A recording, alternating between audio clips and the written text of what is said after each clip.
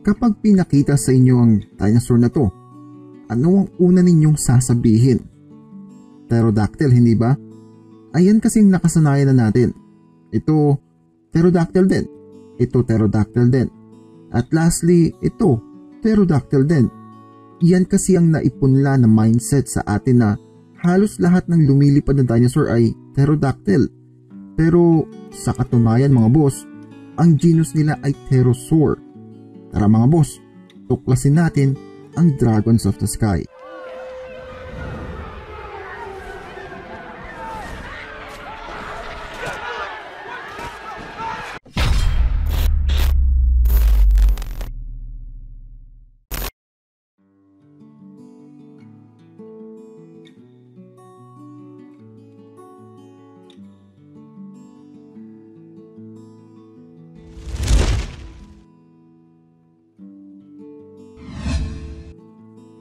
Ang pterosaur ay mula sa Greek word na ang ibig sabihin ay winged lizards. Ang pterosaur ay grupo ng mga flying reptiles na nanirahan sa mundo 215 million years ago. Sila ang kauna-unahang vertebrates o yung mga backbone animals na nakakalipad. Naging extinct din sila kasama ang mga dinos noong bumagsak ang asteroid 65 million years ago. Kahit na wala tayong time machine para malaman ang eksaktong itsura, laki, at kulay nila, meron naman tayong tinatawag na mga scientists at mga paleontologists na kayang pag-aralan at tukuyin kung anong characteristics ng mga ito. Tinatawag din silang Dragons of the Sky.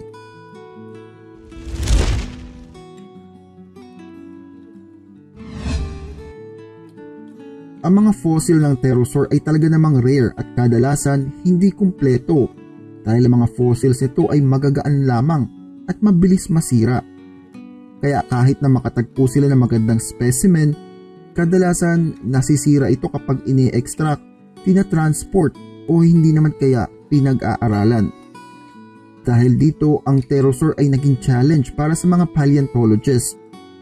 Walang nakakaalam kung sino ang unang nakahukay ng unang pterosaur skeleton, pero ito ay nakita sa isang 150 million year old limestone sa Germany sa pagitan ng 1767 at 1784. Ang specimen na ito ay napunta kay Cosimo Alessandro Collini na isang Italian natural scientist, subalit wala itong ideya kung ano ito.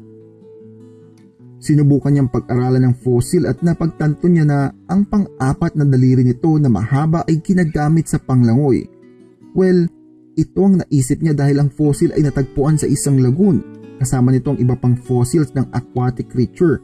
Kaya inakala niya na isa din itong aquatic na nilalang. Dumating ang 1801 at pinag-aralan ito ni Georges Cuvier, isang French naturalist. Dito sinabi niya na hindi ito ginagamit sa panglangoy, pagkus isang itong pakpak. Pinangalanan niya ang kanyang specimen ng pterodactyl. Fun fact mga boss, ito ang dahilan kung bakit tumatak sa atin ang mga species na lumilipad na kagaya nito ay tinatawag na pterodactyl. Pero dahil nga ang fossils ay mabilis masira, ang atensyon sa bagong discovery ay agad na nawala dahil nawala ng interes sa mga paleontologists dahil na din sa kakulangan ng mga fossils nito. Dumating ang 1970 at dito na umusbong ang modernong teknik at mga theories kung saan bumalik ulit sa spotlight ang pterosaurs. Inakala ng mga paleontologists noon na ang mga flying reptiles na ito ay mga fish eaters dahil na din sa natagpuan nga ang unang specimen sa may lagoon o body of water. Pero dahil na din sa modernong teknik, napag-alaman nila na kahit ano kinakain nito, papaisda, maliliit na hayop at kahit mga maliliit na dinosaurs.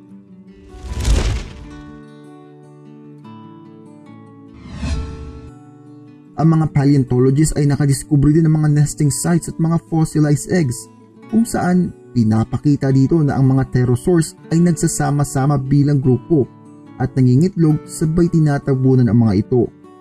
Ang kanilang mga itlog ay soft-shelled, opposite ng mga dinosaurs. Isang itlog ang nadiskubre noong 2004 kung saan hindi pa ito nakakalabas ng shell. Dito, nalaman ng mga paleontologists na ang mga nilalang na ito ay kaya ng alagaan ng sarili nila matapos nilang makawala sa shell.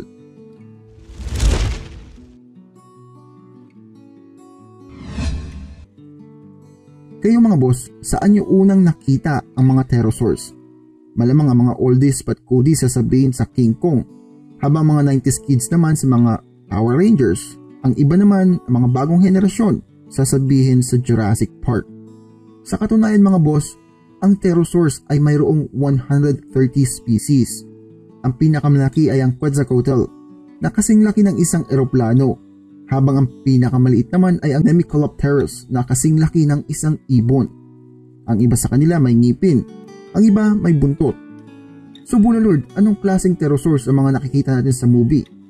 Well, for sure, hindi ito pterodactyl. Mas closely resemble ito ang Pteranodon, isang species ng pterosaur na mayroong wingspan na 22 feet o 7 meters at may mahabang tuka at wala itong ngipin. At syempre, meron din itong bony crest. Ang Pteranodon ay ang fossil na mostly nakukuha ng mga paleontologists.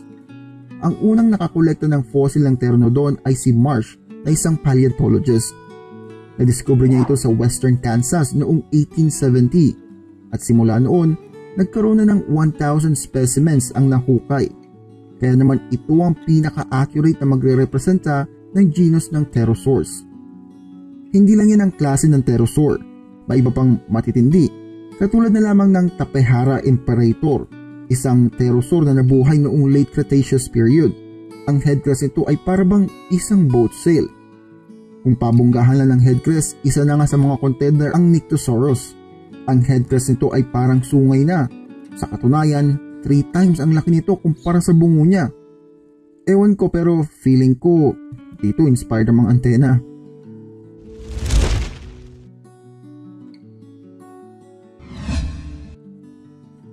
Ang distinctive features ng isang pterosaur ay ang headcrest nito. Isa itong horn-like material na mayroong soft tissue at buto. May ibang ebidensya na nagsasabi ang kanilang mga headcrest ay brightly colored, pero hindi naman lahat ng pterosaur ay may headcrest. Sa katunayan, ang mga sinaunang pterosaur ay wala pa nito. Isa itong parte ng kanilang ebolusyon.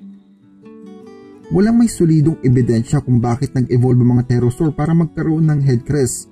Ayon sa teorya, ginamit ito ng mga pterosaur para ma-identify ang kapwa nila, pagpapalamig ng kanilang katawan at tumutulong sa paglipad. Pinaniniwalaan din na ito ay ginagamit pang-attract ng babaeng pterosaurs.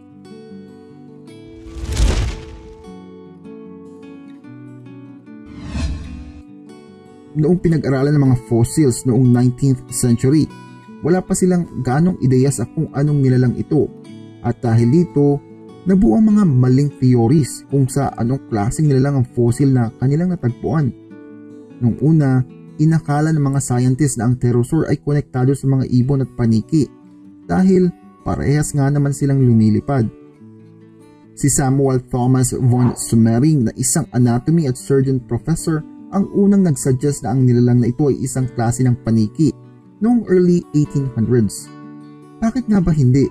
Ang pterosaurs at paniki ay may kaparehas na pakpak na gawa sa membrane na nakastretch sa kanilang mga kamay at paa. Ang paleontologist naman na si Harry Seeley ay mas inugnay ang mga pterosaurs sa mga ibon, kung saan ang mga ibon ay mga descendants ng mga pterosaurs. Binigyan niya din ito ng title na Dragons of the Sky. Pero noong dumating ang 1800, si Cuvier ang tumuklas na ang pterosaurs ay hindi mga ibon, hindi rin mga paniki, pagkus sila ay closely related sa mga reptiles. Pero syempre, ang teoryang ito ay hindi agad tinanggap hanggang sa lumipas ang isa pang century. Simula noon, ang mga paleontologists ay sinubukan ng hanapin ang tinatawag na proto-pterosaur. Ibig sabihin nito mga boss, ang ninuno ng mga pterosaurs kung saan maiuugnay ito sa mga lizards.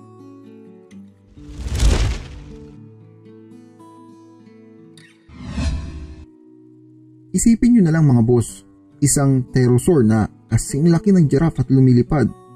You'd come to think na paano niya napapanatili ang kanyang katawan sa itaas?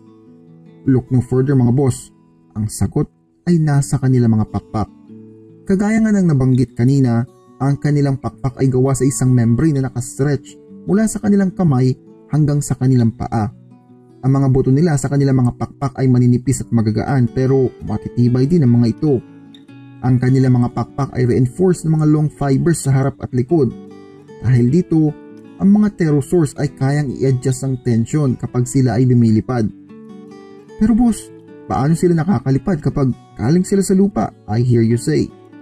Well mga boss, hindi sila katulad ng mga paniki o ibon na basta na lang ipapagaspas ang kanilang pakpak at lilipad na.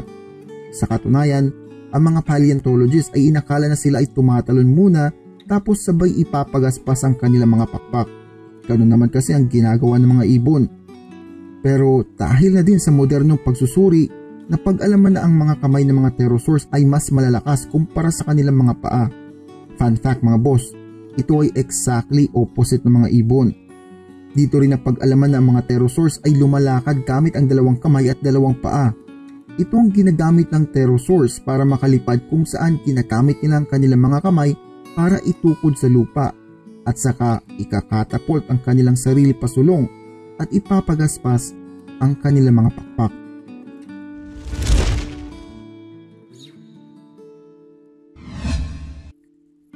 Sa video na ito, nalaman natin na si Georges Cuvier ang nagbigay ng bansag na pterodactyl sa specimen na nakita nila.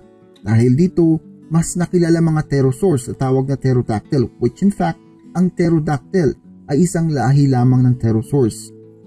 Nalaman din natin dito na sila ay socialized animals o mga grupo. Ang kanilang mga itlog ay tinatabuhan nila para hindi makuha ng ibang predator.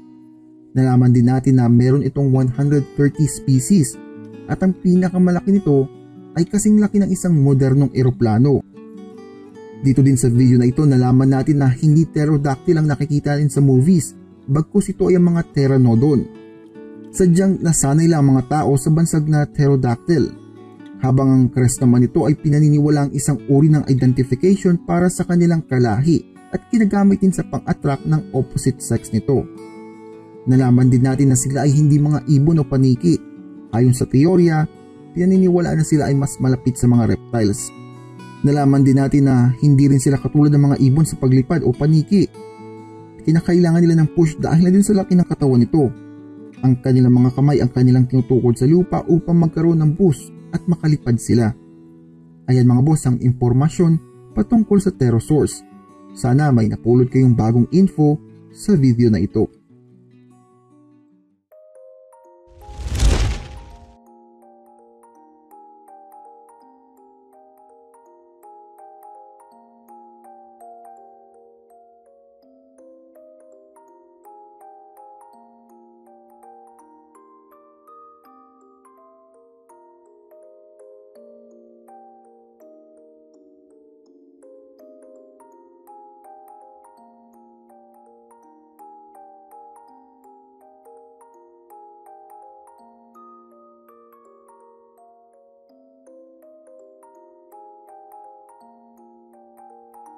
Kung gusto niyo pong i-download at i-share ang video at i-post sa Facebook, please do so. Pero I would suggest po sana na have them check the channel out o i-link niyo po ang YouTube channel na to. Kung meron naman pong questions, wrong information sa video, comment it out mga boss and I will compile and pin it. Hindi naman po kasi ako perfecto, so meron at meron time na magkakamali talaga ako. Sa mga may gustong i-topic, please see the request form po na nasa description. Minsan kasi nawawala na sa kawalan ng mga request kapag nasa comment section lang. Kaya naglagay po ako ng request form para mas malinis ang mga requested topics. Again, maraming salamat mga boss.